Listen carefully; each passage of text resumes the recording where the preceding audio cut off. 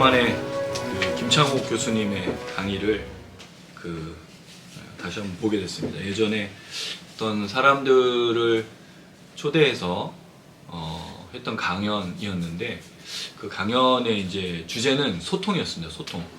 특별히 이제 가족 간의 소통을 어떻게 할 것인가라는 그런 부분을 이야기를 하고 있었는데, 결국 소통이 되지 않는 가정이 얼마나 불행한가, 또 얼마나 어려운 삶을 사는가, 또 왜냐면 소통이 안 되는 건 사실 공감할 수 없기 때문에 그런 부분이죠. 내가 이런 얘기를 했는데 상대방이 그 부분에 대해서 듣지 않고 있다면, 공감하지 않고 있다면 가족이지만 사실은 가족이 아닌 그런 모습들을 다시 한번 좀 생각해 보면서 오늘 본문 말씀의 에서의 이제 이야기를 함께 고민해 보고자 합니다. 에서는 어떤 인물이었을까? 우리는 인물을 파악하는 건 하지 않습니다. 우리는 본문을 따라서 흐름을 따라가는데, 그럼 본문을 보면서 느끼는 것은 에서는 이 가족에서 어떤 의미였는가라는 좀 생각을 많이 하게 됩니다. 우리가 지난주에 이삭이 에서가 돌아와서 자기의 축복을 빼앗긴 걸 알고 남은 축복이라도 달라고 그렇게 아버지께 부르짖죠. 울며 통곡하는데, 이삭이 이 에서에게 준 것은 축복이 아니라 저주였습니다. 사실은 이건 아버지가 아들에게 하지 말아야 될 이야기인데 그걸 에서가 받았죠. 그 에서가 받은 다음에 오늘 본문의 시작은 그 에서로, 그러니까 이삭으로부터 받았던 그 저주, 그리고 그 모든 원흉이 누구냐면 야곱이었죠. 근데 사실 야곱은 원흉이 아니에요. 따지고 보면 그 리브가의 이야기였고, 근데 리브가의 이야기를 더 거슬러 올라가면 누구로부터 온 거죠? 하나님이지 않습니까? 그 뭔가가 잘못, 실타래가 꼬인 거예요. 단추를 잘못 끼운 거죠. 옷이야 뭐 그냥 잘못 끼워서 나갈 수도 있지만, 실타래는 풀으면 되지만, 이건 인간관계는 그렇게 쉽게 되는 문제가 아닌 것을 우리가 발견합니다.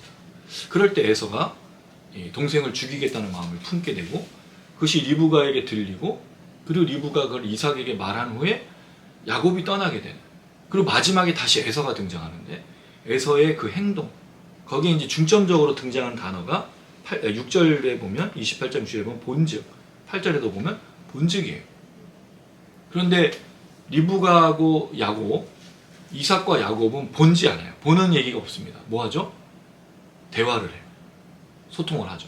근데 에서는요, 소통하는 사람이 한 사람도 없는 거예요. 이게 이제 핵심인 거죠. 에서의 저주, 물론 하나님의 계획을 따라 큰 자가 작은 자를 섬기고 작은 자가 큰 자를 이기게 되는 역사가 있지만, 그건 하나님께서 볼 때 악한 일로 일어나는 게 아닙니다. 왜냐하면 에서가 나쁘고 야곱이 좋아서 하는 축복한 게 아니니까. 그건 하나님의 계획이었죠. 근데 이걸 풀어가는 인간의 방법은 악하죠. 속이고 빼앗죠. 그리고 결국 소통도 없고 공감도 없는 이 불통의 시대가 되어버린 겁니다. 이게 이제 오늘 본문의 이야기일 때, 우리가 과연 하나님의 그 은혜 속에서 가족과 나라와 민족, 교회가 어떤 모습이어야 되는가, 특별히 이 시대에 어떤 모습이어야 되는가를 좀 다시 한번 생각해 보면 좋겠다는 그런 마음입니다. 그래서 오늘 말씀을 통해서 한번 보도록 하고요. 전체적인 구조는 41절에 에서가 분노하는 내용, 그리고 마지막 6절에서 9절에 에서의 잘못된 또한 결혼, 그가 풀려고 했던 그 해결책으로 제시했던 것이 무엇인지 나오지만, 결국 에서의 이 모든 삶의 핵심은 혼자라는 거죠. 혼자. 그런데 거기에 리브가와 야곱, 이삭과 야곱은 소통하고 공감하는 그런 내용들이 나타나는 모습을 전체적으로 볼 수 있습니다. 먼저 41절 한번 읽어보겠습니다. 시작. 그의 아버지가 야곱에게 축복한 그 축복으로 말미암아 에서가 야곱을 미워하여 심중에 이르기를 아버지를 복할 때가 가까웠은즉 내가 내 아우 야곱을 죽이리라 했더니, 자, 이 이야기를 듣고 이제 에서의 반응은 당연하죠. 여러분, 이렇게 화가 나고 이렇게 모든 걸 빼앗겼을 때 그냥 뭐 웃어 넘길 수가 없지 않습니까? 얼마나 큰 분노와 증오가 일어났겠습니까? 그 축복한 축복으로, 야곱에겐 축복이지만 자기에겐 뭐죠? 저주인 거죠. 자기는 증오고 원한이 되는 거죠. 야곱을 미워하여, 이 미워하단 말이 증오하다는 뜻입니다. 원한을 품다는 뜻이죠. 심중에 이르기를. 저기 재밌는 표현이 있어요. 심중에. 심중이 뭐죠? 마음속에 말하는 거잖아요. 뭐를요? 아버지가 곡할 때가 가까웠은지. 아버지가 곡할 때가 가까웠다는 말은 아버지의 죽음의 날이 가까웠다는, 다가오고 있다는 뜻이죠. 여기에 내가 내 아우 야곱을 죽일 것이다. 어디다가 품은 거예요? 마음에. 네. 그런데 마음에 품었는데 그 다음 구절은 그렇게 보지 않아요. 42절 읽어볼게요. 시작. 맏아들 에서의 이 말이 리브가에게 들리니 이에 사람을 보내어 작은 아들 야곱을 불러 그에게 이르되 내 형 에서가 너를 죽여 그 한을 풀려하니. 마음에 생각하고 마음에 품었는데 리브가가 듣고 있어요. 그럼 이게 뭐죠? 에서가 공공연하게 이 말을 하고 다닌 거죠.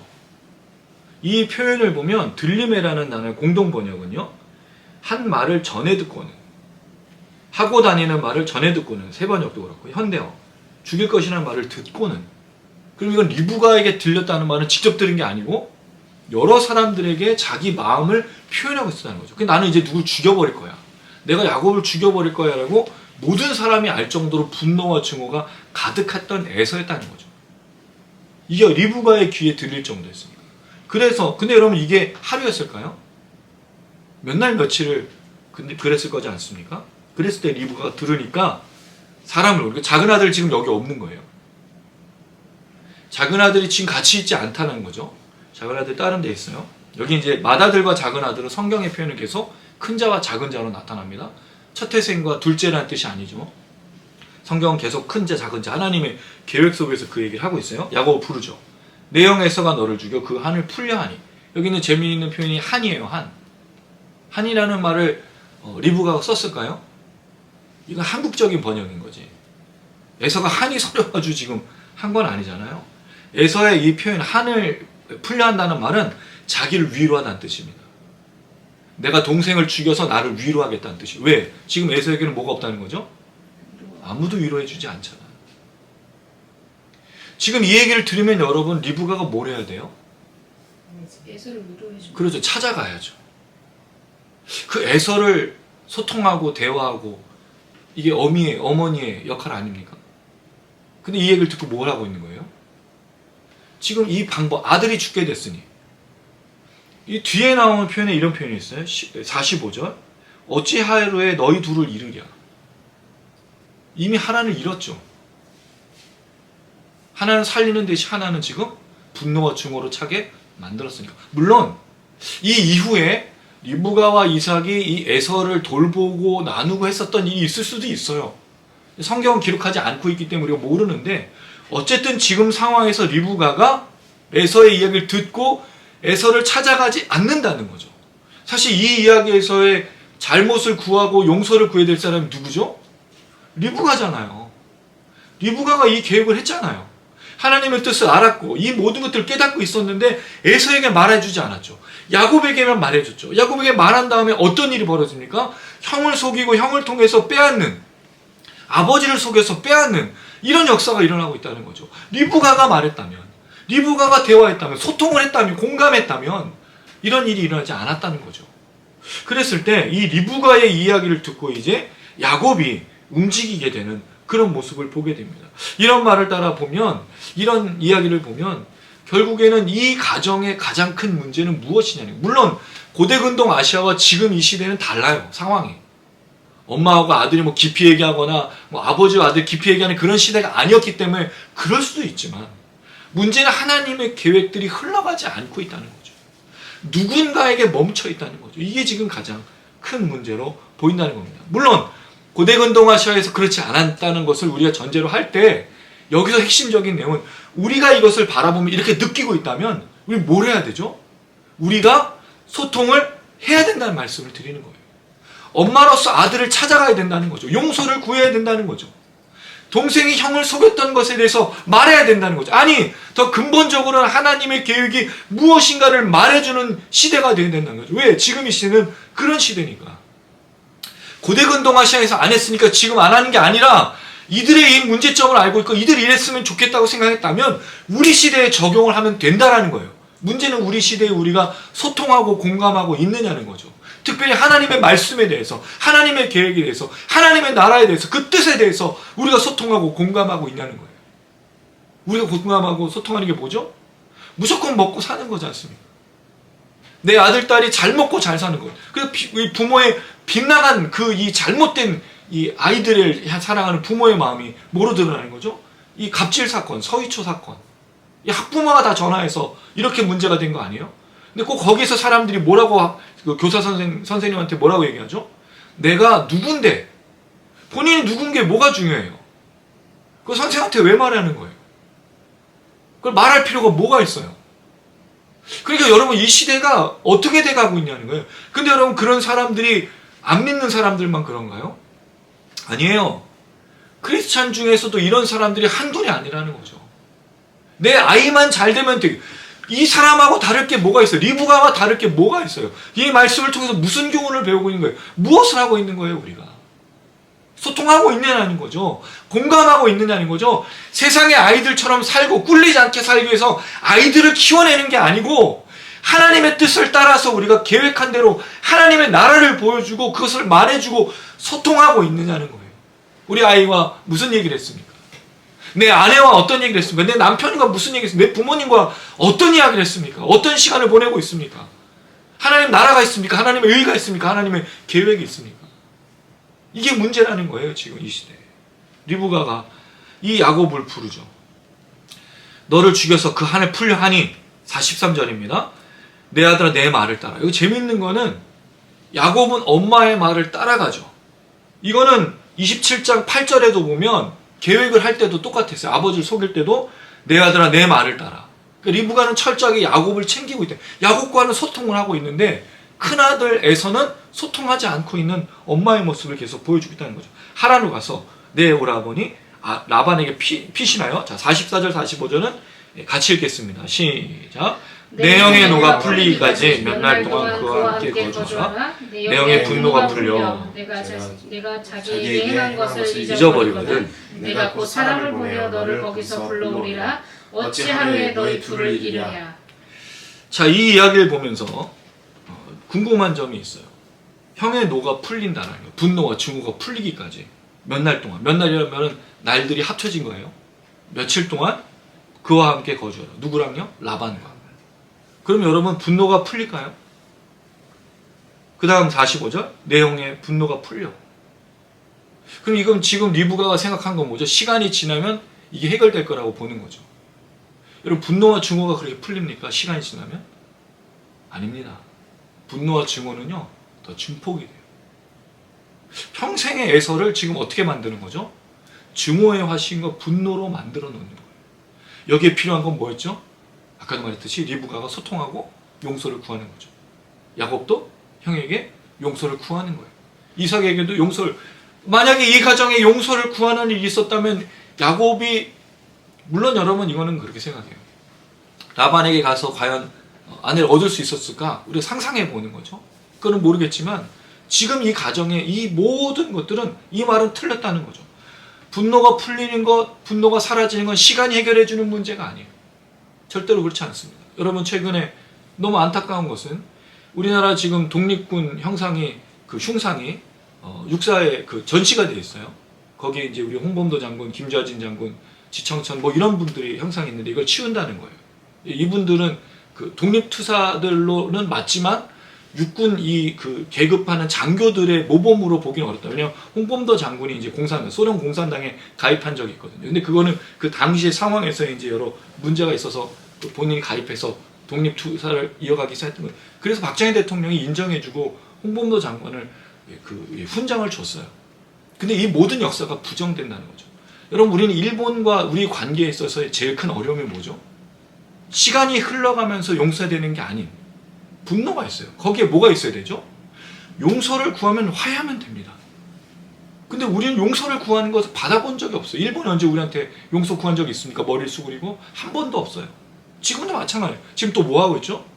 오염수 방류하고 있잖아요. 왜 우리 땅, 우리나라를 이렇게 괴롭히고 있냐? 이순신 장군 그 임진왜란 때부터 대한민국을 괴롭혔던 나라가 일본이에요. 한마디라도 용서를 구했으면 우리나라 사람이 그렇게 오래 가지 않아요. 한국 사람들은요, 그냥 술 한잔 마시고, 저는 술을 먹진 않습니다, 여러분. 술 한잔 마시고, 이야기하고, 다 풀어버리는 그런 민족이 원수처럼 생각하지 않는다고요. 근데 우리를 한 번도 용서를 구하고 화해를 구한 적이 없어요. 근데 그거를 지금 용서해달라고, 이해해달라고, 넘어가달라고, 이게 잘못된 거잖아요, 여러분. 시간이 흐른다고 해결되는 문제가 아닙니다. 반드시 용서를 구해야 돼요. 여러분 만약에 누군가가 여러분들이 다른 사람에게 죄 지은 일이 생각나거든 예수님께서는 뭐라 그랬죠? 그렇죠. 제사를 드리다 말고 누군가에게 잘못한 일이 생각나거든 가서 뭐 하라고요? 용서를 구하고 와서 예배를 드리라고 그랬어요. 그런데 여러분 그게 가능한 일인가요? 제가 몇 번 말씀드렸지만 이렇게 예배 드리는 중에 여러분 잘못한 사람 누가 있어요? 그럼 여러분 가서 용서를 구하는 게 쉽습니까? 여기서 기도하는 게 쉬워요? 기도하는 게 쉽죠. 다들 기도만 하는 거예요. 실제로 움직이지 않죠. 만약에 여러분 목사님이 그렇게 설교하고 그렇게 용서를 구하시고 오십시오 해서 시간을 줬어요. 그러면 일어나서 나가면 사람 다 모를 거예요. 뭐라고 생각할까요? 저 사람 잘못했나 보다. 이렇게 생각할 거 아니에요. 못 움직인다는 거죠. 그러면 사실 누가 가야 돼? 목사님이 가면 되죠. 여러분 제가 시간을 드릴 테니까 저도 용서를 구하고 와서 다시 예배를 이어갑시다. 목사님이 가면 돼요. 목사님 가면 누가 가요? 장로님들이 가실 거잖아요. 성도들 보러 가라고 맨날 얘기하면 무슨 소용이 있어요? 이게 지금 이 리브가의 이야기가 지금 우리 시대의 이야기 똑같은 거예요. 용서를 구하지 않는다고요. 용서를 구하지 않아요. 시간이 해결해 줄 것이. 어떻게 시간이 해결해 줘요, 여러분이 에서가. 그런 여러분 에서는 철저하게 이 과정에서 외면당하고 소외받고 있는 좀 그런 생각이 드는 거예요, 저는. 리브가가 여기서 이 에서를 품어줬다면 이게 엄마의 특징 아닙니까? 엄마가 할 수 있는 거잖아요. 엄마가 잘못했으면 얘기해 주는 거 아니에요? 오히려 야곱을 불러서 사람을 보내 너를 불러올 때까지 거기 있으라는 거죠. 근데 불러오지 않아요. 야곱이 찾아오죠. 엄마가 불러서 온 게 아니고 야곱이 나중에 찾아오게 되죠. 그 숱한 세월, 20몇 년이라는 세월을 야곱이 숱한 세월과 고진 이 모든 고통과 또 조롱과 또 속임과 본인이 속였던 것 본인이 그대로 또 당하는 속임당하는 모든 세월을 거치고 나중에 형한테 용서를 구하면서 오잖아요. 이걸 빨리 했다면 얼마나 좋을까. 어쨌든 이렇게 지금 리브가가 계획을 세우죠. 자, 그런데 이 리브가가 또 뭘 하고 있느냐, 야곱을 이렇게 보내릴 때 아버지에게 뭐라고 말하는지 한번 보십시오. 46절 시작. 리브가가 이삭에게 이르되 내가 햇사람의 딸들로 말미암아 내 삶이 싫어졌거늘 야곱이 만일 이 땅의 딸들 곧 그들과 같은 햇사람의 딸들 중에서 아내를 맞으면 내 삶에 무슨 재미가 있으리까. 여러분 리브가가 뭘 계획하고 있어요? 자기가 아들 야곱을 보내는데 누구를 팔고 있습니까? 에서를 팔고 있잖아요. 자기가 잘못한 건데 지금 야곱을 보내는 명목이 뭐죠? 야곱의 아내를 구해야 되는데 에서의 며느리, 에서의 아내들 때문에 내가 삶이 싫어졌어. 이게 엄마의 태도가 아니잖아. 이게 엄마의 모습이 아니잖아. 물론 여러분 우리는 리브가라는 사람 나쁘게 보고 에서라는 사람 좋게 보고 이런 차원이 아닙니다. 우리는 그렇게 볼 필요가 없어요. 에서가 좋냐 나쁘냐를 따지려고 하는 게 아니라 이걸 통해서 이 시대의 우리를 돌아보는 거죠. 만약에 여러분 우리가 누군가의 마음을 아프게 했다면, 내 아들의 마음을 아프게 했다면, 내 엄마의 마음을 아프게 했다면, 내 부모의 마음을 아프게 했다면, 내 자녀의 마음을 아프게 했다면 뭐 하라고요? 용서를 구해야죠. 다른 방법을 쓰면 안 된다는 거예요. 리브가가 또 뭘 하죠? 이렇게 상처받고 분노하고 증오하고 동생을 죽여버리겠다고 말하고 있는 그 아들을 또 팔고 있어요. 이삭에게. 뭐라고요? 이 며느리들, 왜냐하면 이게 이미 나온 얘기죠. 이 며느리들 때문에 마음에 근심이 되었다. 그걸 영혼의 고통이라고 제가 말했는데 사실 정확한 표현은 고통이 아니고 죄악과 해로움입니다. 라라는 뜻인데 나쁜 악한 뜻이에요. 그게 내 삶이 싫어질 정도로, 몹시 자신의 삶이 싫었다는 말이 무슨 뜻이에요? 죽고 싶다는 뜻이에요. 누구 때문에? 왜 며느리 때문에? 그럼 여러분 이삭이 듣고 뭐라 그러겠어요? 자기도 그 며느리들 때문에 그렇게 해족서가 결혼한 며느리들 때문에 마음이 아팠다고 했는데 당연히 이야기를 듣고 야곱을 보내지 않겠습니까? 리브가가 아주 계략이 뛰어난 사람인 거죠. 물론 에서의 며느리들이 그렇게 고통을 줬지만 지금 사실 문제는 뭐예요? 에서가 동생을 죽이려고 하니까 이삭에게 말해서 여보, 에서가 상처가 크고 분노가 심하니 이 아이에게 우리가 뭘 합시다라고 얘기되는 거 아니냐는 거죠. 왜 이 부부는 이런 대화가 없냐라는 거예요. 하나님의 계획이 있었잖아요. 하나님의 큰 자와 작은 자를 어떻게 하실 거는 계획이 있어. 리브가 들었으면 이삭에게 말하고, 그럼 이삭이 듣고 기억하고, 에서에게 말하고, 야곱에게 말하는 그런 아름다운 가정 공동체가 되지 않고 있다는 거죠. 그 한번 잘못 풀린 아버지, 잘못 풀린 어머니의 이 계획이 모든 게 완전히 꼬여버린 거예요. 그렇다고 이들이 평탄한 삶을 살았냐? 야곱이 축복받고 평탄한 삶을 살았어요? 아니에요. 21년인가 속고 속이고 긴장되고 싸우고, 그리고 형을 나중에 만나러 돌아올 때 얼마나 긴장해. 죽을까봐. 그래서 뭐 하죠? 자기 그 재물 먼저 종하고 보내고, 그 다음에 자기 가족들 먼저 보고, 나중에 혼자 오잖아. 얼마나 두려웠습니까? 이 분노가 사라지지 않을 거를 알고 있었던 거죠. 이게 우리의 방법인 거예요. 왜 이런 방법을 써야 되냐고요. 왜 우리 이렇게 살아야 되느냐고요. 좀 잘하면 안 될까요? 하나님을 좀 의지하면 안 될까요? 하나님의 계획을 따르면 안 될까요? 하나님 나라와 뜻을 구하면 안 될까요? 꼭 우리가 잘못 단추를 끼우고 실타래를 꼬이게, 그리고 그것을 멈추지 않아요. 문제는 끝까지, 아니 망해버릴 때까지, 다 끊어질 때까지 용서를 구하지도 않고 원한을 품은 채로 살아가는 그런 우리의 모습들을 삼고 있다는 거죠. 리브가가 그렇게 말합니다. 이 아내를 맞이하면 내 삶이 무슨 재미가, 이 재미란 말은 없는 단어예요. 무슨 뜻이냐면 내 삶이 뭐냐라는 거예요. 나에게 삶이 무슨 의미가 있냐 이거죠. 재미라기보단 의미라는 얘기입니다. 재미로 말하는 건 잘못된 거예요. 내 삶이 재미가 없어서 지금 보내는 것이 되는 거잖아요. 그게 아니라 내 삶에 의미가 없다라고 말하고 있는 거예요. 자, 그런데 여러분, 여기서 한 가지 좀 생각이 듭니다. 하나님은 왜 가만히 계시냐? 사실 이럴 때 하나님이 나타나면 얼마나 좋을까요? 이럴 때 하나님이 개입하시면 좋지 않겠습니까? 그냥 99세 때 하나님 나타나서 계속 꾸준히 아브라함을 얘기했잖아요. 그리고 이삭에게도 나타나셨다면 여기서 왜 하나님은 이 에서가 이렇게 힘들고 리브가와 이삭이 잘못 가고 야곱이 잘못 가고 이 인간, 이 가정사에 왜 개입하지 않느냐는 거예요. 그렇게 하나님 역사하시면서 그렇게 살아계시다고 말하는데, 그렇게 전능하신데 왜 하나님 내 삶에 개입하지 않느냐? 우리 삶에도 동일하지 않습니까? 하나님은 개입하지 않고 말하지 않고 역사하지 않느냐고? 반대로 한번 질문을 드려볼게요. 만약에 하나님께서 에서에게 나타나서 장자의 멍보를 소홀하게 여겼냐, 그 팥죽을 죽 한 그릇에 팔을 때 나타났다면 에서가 들었을까요?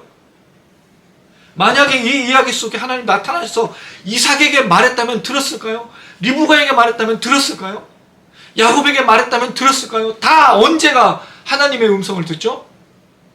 문제가 다 커지고 완전히 망해버리고 하나님의 역사를 잊어버린 다음에야 돌아오지 않습니까? 야곱이 나중에 돌아와서 딸에게 큰 문제가 생겼을 때 하나님을 찾잖아요. 못 듣는다고요. 들을 귀가 없다라는 거고. 그러니까 늘 소통과 공감이 없는 시대 속, 가정의 문제도 있지만 하나님과 소통과 하나님과 공감이 없는 그런 모습으로 살아간다는 거죠. 그게 우리의 가장 큰 문제입니다. 이어집니다. 28장 1절에서 5절, 이삭이 야곱을 부르죠. 그에 축복합니다. 축복을 했죠. 그게 또 축복을 해요. 왜 이 축복을 하냐면 이삭이 늙은 종을 통해 자신의 아내 리브가를 얻었을 때를 생각하면서 축복하는 거예요. 왜?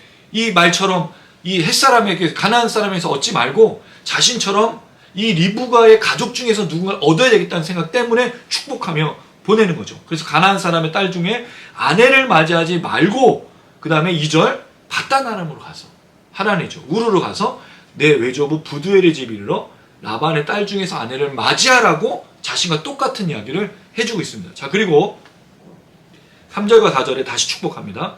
제가 3절, 여러분 4절 읽어주세요.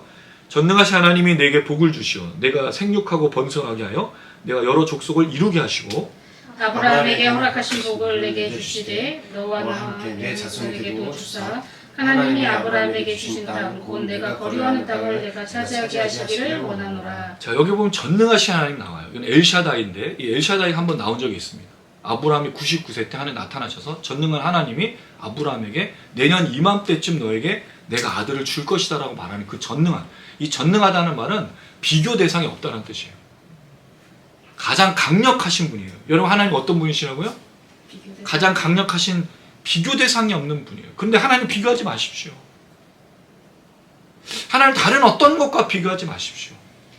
우상의 하나님을 내어주지 마십시오.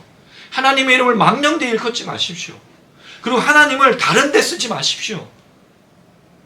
왜 하나님의 거룩하신 이름, 영광스러운 이름을 다른 데 쓰고 다른 데 부르짖고 다른 것을 하는 데 쓰고 있냐면, 하나님의 나라와 영광과 그 가장 강력하신 그 하나님의 이름을 찾아야 된다는 겁니다. 그런데 우리가 늘 하나님을 언제 찾죠? 언제 부르짖죠? 꼭 문제가 생겼을 때, 먹고 살기 힘들어질 때. 그럼 정말 우리가 먹고 살기 힘들어지기 전까지 모든 상황 속에서 하나님과 소통과 공감을 하며 늘 날마다 걸어가고 있느냐는 그 문제가 생기기 전까지. 그래서 여러분 참 쉽지 않은 문제예요. 매일 하나님과 소통하고 공감할 때. 물론 여러분 우리가 원치 않음에도 불구하고 일어나는 있는 일들이 분명히 있습니다. 지금 이 시대가 그렇지 않습니까? 경제적으로 위기가 있어요. 내가 바란 게 아니에요. 저희도 교회에서 지금 우리 저에 대해서 개인적으로 후원하신 분들이 벌써 올해만 세 분이 줄었어요. 꽤 큰 금액들로 후원해 주셔서 우리 교회가 지탱하고 제가 또 사역을 하는데 조금도 모자람이 없이 해줬네. 줄었어요. 어떻게 보면 위축되고 어떻게 보면 걱정이 됩니다만 그건 제가 걱정할 문제가 아니죠. 저는 저의 일을 하면 되네요. 대신 소비를 줄이든 뭘 줄이면 돼요. 버티면 돼요. 그럼 하나님의 역사가 없는 거냐? 역사 없지 않습니다. 지금 우리가 교회를 개척해서 걸어가는 길에 제가 만나는 사람들이 있고 또 계획한 여러 가지 일들이 하나님 움직이고 계세요. 아멘. 단지 삶이 좀 불편해진 것 뿐이죠. 좀 더 못 누릴 뿐인 거죠. 뭐 좀 더 흘려보내는 것을 못할 뿐인 거죠. 근데 하나님 역사하고 계세요. 강력하게. 지금 이삭과 리브가와 야곱과 에서가 뭐 때문에 싸우고 있죠? 축복이잖아요. 다 먹고 마시고 풍요한 거, 곡식들. 그것 때문에 서로 밀치고 당기고 갈등하고 여기 하나님의 뜻대로 했으면 되는 문제인데 그렇지 않으니 이 문제가 큰 건 아니겠습니까?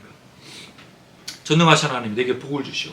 아브라함의 복을 반복합니다. 생육하고 번성하여 여러 족속을 이루라. 근데 여러분 이 복은 다시 누구의 복이죠? 아담과 하와에게 했던 첫째 복, 창조의 복.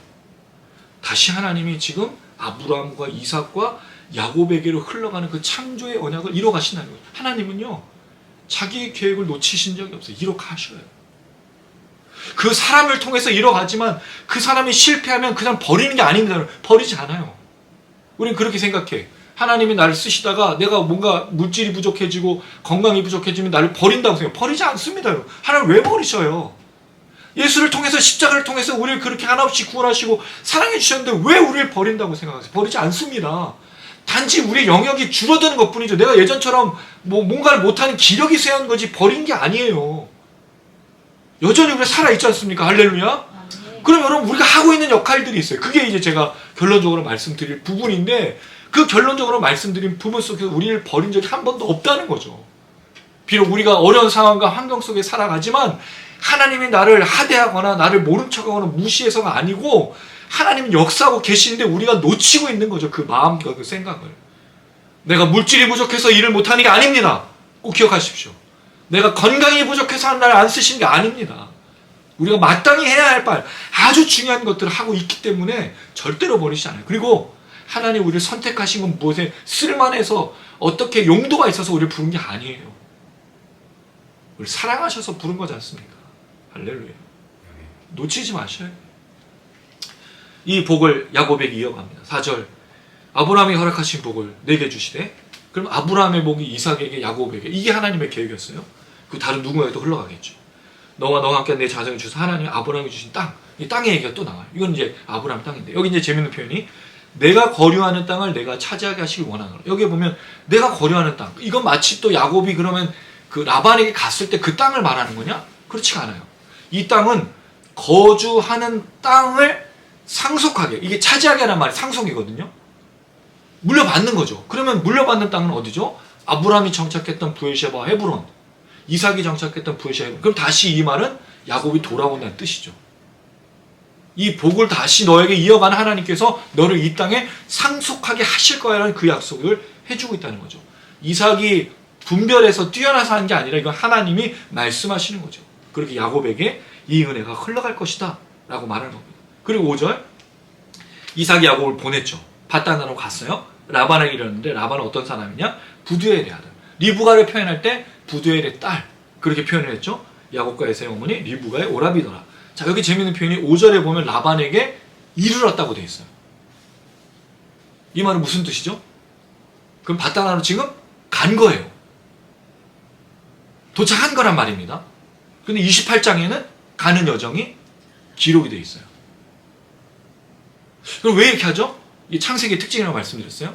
창세기 1장에 창조가 나오는데 2장에 또 창조가 반복돼.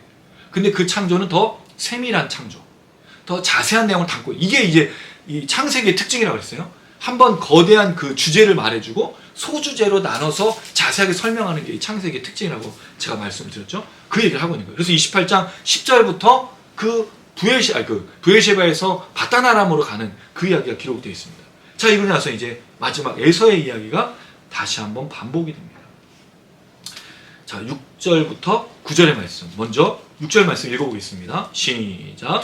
에서가 본즉 이삭이 야곱에게 축복하고 그를 바다나람으로 보내어 거기서 아내를 맞이하게 하고 또 그에게 축복하고 명하기를 너는 가나안 사람의 딸 중에서 아내를 맞이하지 말라 하고. 자, 에서가 보았어요.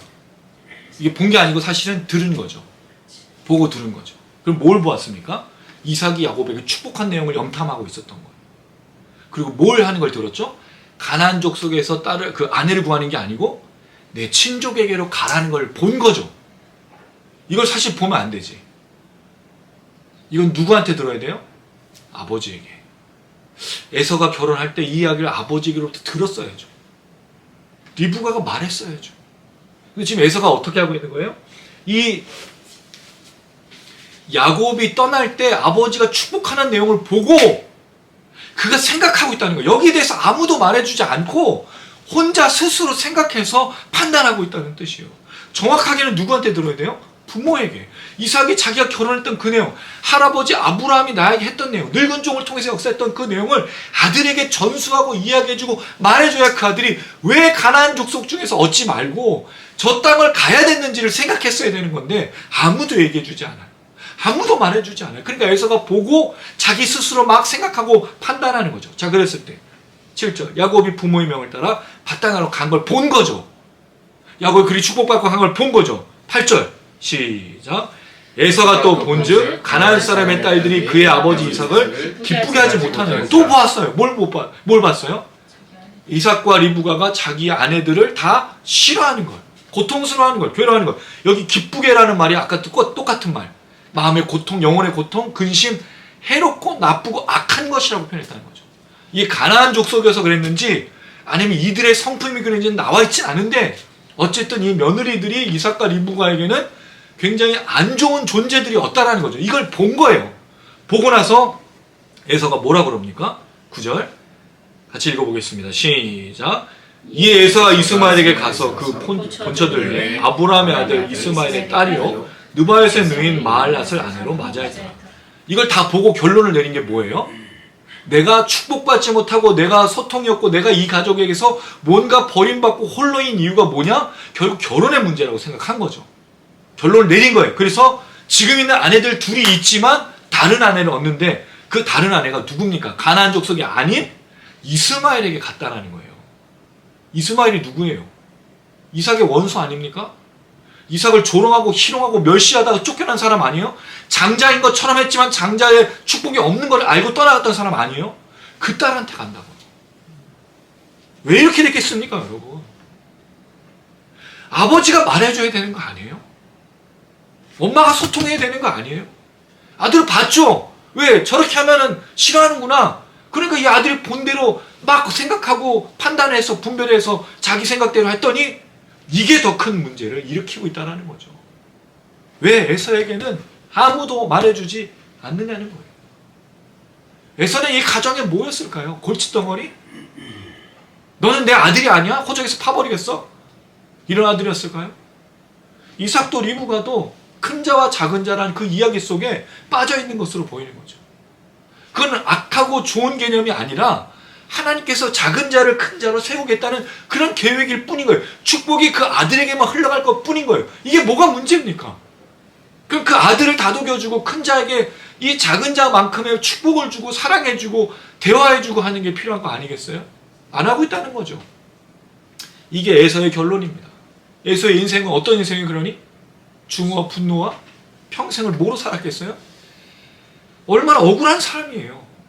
엄마 아빠한테도 인정 못 받고 결국은 이스마엘에게 가서 딸을 얻었는데 뭐가 기뻐요? 뭐가 즐거운 인생이겠어요? 평생에 얼마나 괴로운 인생을 살았겠습니까? 그런데 이 아들 에서가 나중에 아버지 이삭을 장례하러 와요. 그리고 야곱을 맞이하는데 이 에서가 자기에게 400명의 장정을 데리고 야곱을 맞이하거든요. 야곱에게 하나님의 은혜가 있고 축복이 있지만 하나님이 야곱만 돌본 게 아니라는 걸 볼 수 있어요. 이 에서가 그 야곱을 용서해요. 나에게도 재물이 풍족하니 너의 것은 너의 것을 삼으라. 아버지 함께 장례를 지내요. 이런 분노와 이런 증오와 이런 원한을 갖고 있었던 에서인데 어떻게 그가 이걸 풀어내고 있냐는 거죠. 저는 이게 하나님 역사라고 믿습니다. 하나님 에서를 돌보지 않은 게 아니에요. 이걸 어떻게 할 수 있죠? 가인이 아벨을 살해하려고 모의했었어요. 마음에. 그때 누가 나타나십니까? 하나님께 직접 나타나시죠. 가인아, 죄가 내 문 앞에서 웅크리고 있다. 그게 무슨 뜻이? 너가 죽일 거 알고 있으니까 하지 말라라고 얘기한 거예요. 근데 가인이 어떻게 했죠? 하나님을 듣고 순종하지 않고 동생 죽여버리죠. 하나님이요 가인에게도 나타났다면 누구에게 나타났을까? 나타났죠. 그리고 아브라함이 잘못되고 왔을 때 누구에게 나타났어요? 바로에게. 그 아브라함이 사라를 줬을 때 누구에게 나타나죠? 아비멜렉에게. 이삭이 잘못됐을 때 나타난다고. 여러분, 하나님은 나타나셔요. 근데 그걸 듣느냐 안 듣느냐의 문제인 거지. 가인은 안 듣고 거절한 건데 에서는 들은 것으로 보인다는 거죠. 위로와 은혜가 있었다는 거. 오히려 야곱이 하나님과 동행하고 있지만 실제로 하나님과 동행하는 사람처럼 안 보이는 거예요. 오히려 에서가 은혜가 있고. 말씀 맺습니다. 하나님은 이렇게 직접 나타나셔요. 근데 이렇게 직접 나타나시면 안 되죠. 그리고 직접 나타나실 때가 언제예요? 심판과 저주의 때잖아요. 이거 언제 알 수 있죠?